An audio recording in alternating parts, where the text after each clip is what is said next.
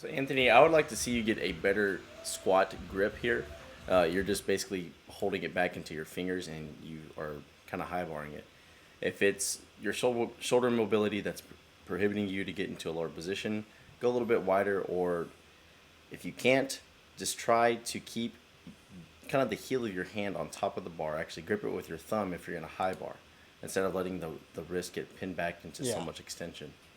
And then I would like to see your heels in just a little bit. It seems a little bit wide with your stance, but for the most part, this looks pretty good.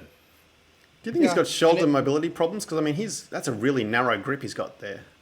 oh, I would guess there's probably a little mobility stuff going on there. Yeah. But yeah, like if you're gonna commit to high bar, like as Chase said, you just wrap the thumb around. The thumb over grip isn't some guiding virtue that's perfect for everything. It's just like for the low bar, that's a much better position because it really takes a lot of stress off the wrist. But off on a high bar position, it's not actually better. I don't think so.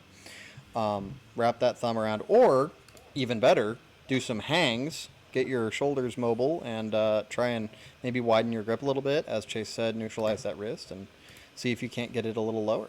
That'd be cool.